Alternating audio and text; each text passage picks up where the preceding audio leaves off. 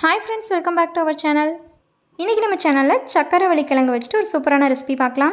சக்கரவள்ளி கிழங்கு நல்லா வாஷ் பண்ணி எடுத்துக்கோங்க. நான் 2 சக்கரவள்ளி கிழங்கு எடுத்துருக்கேன். நல்லா வாஷ் பண்ணி எடுத்துகிட்டு இது போல் இட்லி பேனில் வச்சுட்டு நல்லா வேக வச்சு எடுத்துடலாம். ஒரு 10 மினிட்ஸ் தான் ஆகும், வெந்துடும். இப்போ இந்த ரெசிபி ப்ரிப்பேர் பண்ணுறதுக்கு முன்னாடி ஒரு ஆன்லைன் பார்ட் டைம் ஜாப் பற்றி பார்த்துடலாம். இந்த வீடியோ நமக்கு ஸ்பான்சர் பண்ணுறவங்க ஸ்கூல் ஆஃப் பிஸ்னஸ் ஆர்கனைசேஷன். இந்த ஜாபில் சேரணும் அப்படின்னா உங்களுக்கு ஆண்ட்ராய்ட் மொபைலோட யூசேஜ் தெரிஞ்சாலே போதும். தென் பேசிக்கான இன்டர்நெட் நாலேஜும் உங்களுக்கு இருக்கணும். இந்த ஜாப்பில் வந்துட்டு மந்த்லி 15,000 வரையும் நம்ம ஏர்ன் பண்ண முடியும். நிறைய ஆப்பர்ச்சுனிட்டிஸ் இருக்குது. ஸோ லேர்ன் பண்ணிக்கிற ஆப்பர்ச்சுனிட்டிஸுமே நிறையா இருக்குது.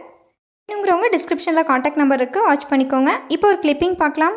ஸ்கிப் பண்ணாதீங்க. பெரிய தப்பு. தினம் 300 ரூபாய் சம்பாதிக்க அரிய வாய்ப்பு. இன்ஸ்டாகிராம், ஃபேஸ்புக் பயன்படுத்த தெரிந்தால் போதும். Content post and content publishing மூலமா தினம் 300 ரூபாய் சம்பாதிக்கலாம். இந்த வேலை செய்ய 5 நிமிடம் போதும். Work training support, group communication support, all language customer live chat support, முக்கியமா சொந்தமா ஒரு பிசினஸ் ஸ்டார்ட் பண்ற அளவுக்கு உங்களால கற்றுக்கொள்ளவும் முடியும், சம்பாதிக்கவும் முடியும். இந்த வேலை வாய்ப்பு வழங்குவது 5 வருடத்திற்கு மேல ரன் ஆகிட்டு இருக்க நம்ம தமிழ்நாட்டு company school of business organisation private limited. மேலும் விவரங்களுக்கு டிஸ்கிரிப்ஷன்ல கொடுத்திருக்க நம்பருக்கு வாட்ஸ்அப் பண்ணுங்க.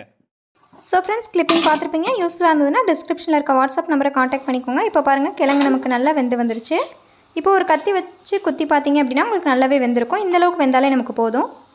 நெக்ஸ்ட் இந்த ப்ரிப்பரேஷன் செய்கிறதுக்கு கோதுமை மாவு 3/4 கப் அளவுக்கு எடுத்துக்கிறேன்.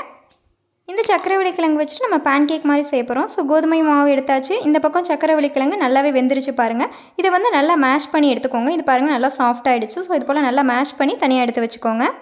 அதையுமே இந்த கோதுமை மாவு கூட ஆட் பண்ணிக்கோங்க. நெக்ஸ்ட் இந்த கோதுமை மாவும் சக்கரவள்ளி கிழங்கு மேஷ் பண்ணதும் நல்லா இது போல் மிக்ஸ் பண்ணிக்கோங்க. ஃபஸ்ட்டு இது போல் நல்லா கட்டி இல்லாமல் நல்லா மிக்ஸ் பண்ணி எடுத்துக்கோங்க. நெக்ஸ்ட்டு இது கூட 3 கரண்டி அளவுக்கு தோசை மாவு ஆட் பண்ணிக்கோங்க. தோசை இட்லி ஊற்றுவோம் இல்லையா, ஸோ அந்த மாவு ஒரு 3 கரண்டி அளவுக்கு ஆட் பண்ணிக்கோங்க.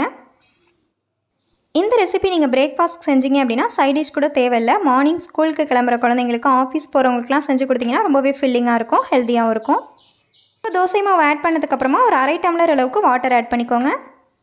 இப்போ வாட்டர் ஆட் பண்ணி மிக்ஸ் பண்ணதுக்கப்புறமா இது போல் கெட்டியாக இருக்கும். இந்த டைமில் நாட்டு சர்க்கரை ஆட் பண்ணிக்கோங்க. ஒரு 3 டேபிள் ஸ்பூன் வரை நாட்டு சர்க்கரை ஆட் பண்ணிக்கோங்க. கூடவே கொஞ்சமாக சால்ட் ஆட் பண்ணிக்கோங்க. இது கூட ஒரு முட்டை உடைச்சி நீங்கள் ஆட் பண்ணிங்க அப்படின்னா டேஸ்ட்டும் சூப்பராக இருக்கும். அதே சமயம் நல்லாவே உங்களுக்கு சாஃப்டாக இருக்கும். இப்போ முட்டையை ஆட் பண்ணிட்டு நல்லா மிக்ஸ் பண்ணுங்கள். இந்த அளவுக்கு உங்களுக்கு கன்சிஸ்டன்சி சாஃப்டாக இருக்கணும். இது கூட ஆப்போசோட ஒரு 1/2 டீஸ்பூன் அளவுக்கு ஆட் பண்ணிவிட்டு ஒரு 10 மினிட்ஸ் வந்து ரெஸ்ட் விடுங்க. போல் ஒரு 10 மினிட்ஸ் ரெஸ்ட் விட்டுட்டு நம்ம செய்யும் போது அந்த பேன் கேக் வந்து ரொம்பவே சாஃப்டாகவும் சூப்பராக இருக்கும். இப்போ பாருங்கள், 10 மினிட்ஸ் ஆகிடுச்சு. தோசைக்கல் எடுத்துக்கோங்க. தோசைக்கல் நல்லா ஹீட் ஆனதுக்கப்புறமா கீ அல்லது பட்டர் ஆட் பண்ணிக்கோங்க. இல்லைனா ஆயில் கூட ஆட் பண்ணிக்கலாம். ஃபுல்லாக ஸ்ப்ரெட் ஆகட்டும். நம்ம பேன் கேக் மாதிரி தான் ஊற்ற போகிறோம். ஸோ நல்லா ஸ்ப்ரெட் பண்ணிட்டு இது போல் நீங்கள் ஒரு கரண்டியாக எடுத்து ஊற்றுனீங்கன்னா ஒரு 4லேருந்து 5 வரையுமே நம்ம ஊற்றி எடுக்கலாம். கிழங்கு ஆல்ரெடி குக் ஆகிடுச்சு. ஸோ வந்து சாப்பிட்றதுக்கு ரொம்பவே சூப்பராக இருக்கும். ஒரு பக்கம் வெந்ததுக்கப்புறமா இது போல் திருப்பி போட்டுக்கோங்க. நீங்கள் திருப்பி போடும்போதே உங்களுக்கு தெரியும் அவ்வளோ ஒரு சாஃப்டாக இருக்கும். இது ஈவினிங் ஸ்நாக்ஸாக குழந்தைங்களுக்கு கொடுக்கலாம். சக்கரவள்ளி கிழங்கு சாப்பிட மாட்டேன்னு சொன்னாங்க அப்படின்னா இது போல் செஞ்சு கொடுங்க. உள்ளே சக்கரவள்ளி கிழங்கு இருக்கிறதே அவங்களுக்கு தெரியாது, அவ்வளோ ஒரு டேஸ்ட்டாக இருக்கும்.